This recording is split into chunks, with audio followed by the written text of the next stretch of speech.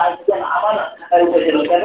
আল্লাহ রাব্বুল আলামিন বলেন বান্দা যেমন আপনি একটা খারাপ কাজের একটা পাপ কাজের একটা জিনিস চালু করে গেলেন, এইটা চলতেই আছে। এটা কি চলতে আছে? আপনার আমলনামায় এই যে পাপ কাজের একটা অংশ আপনার আমলনামায় লিখে করতে হবে। আপনি যদি ভালো একটা কাজে যদি কোনো কিছু চালু করে যান, এটা যদি চলতে থাকে আপনার আমলনামায় নেকি একটা এক্সট্রাভাবে আপনার আমলনামায় লেখা হবে। হবে না?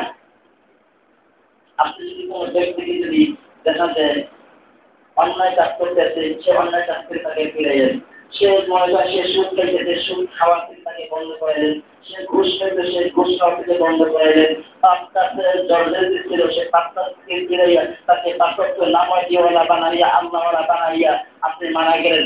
এই ব্যক্তি যত মানুষকে আহ্বান করবে, যত ন্যায় কাজ করবে, আল্লাহ তাআলা আপনার আমলনামায় সেই ন্যায় লিখে দেবেন। সুবহানাল্লাহ। দেবেন না দেবেন না?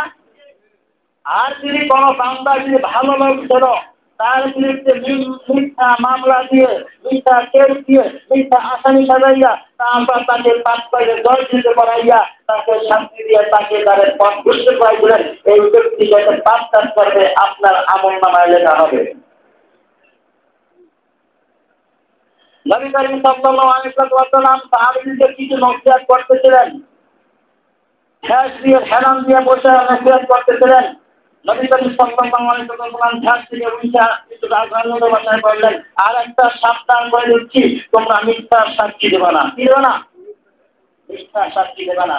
এখন তো বর্তমানে দেশে মিথ্যা সাক্ষী নাই। আছে আছে? বুঝলেন? বহুত পাইলেন। আপনি দেখছেন একটা অন্যায় কাজ করছে, এই অন্যায় কাজটাকে আমরা জেল হবে, ফাঁসি হতে পারে। আপনি দেখছেন আপনার সাক্ষী অন্যায়কারী আপনাকে দেখে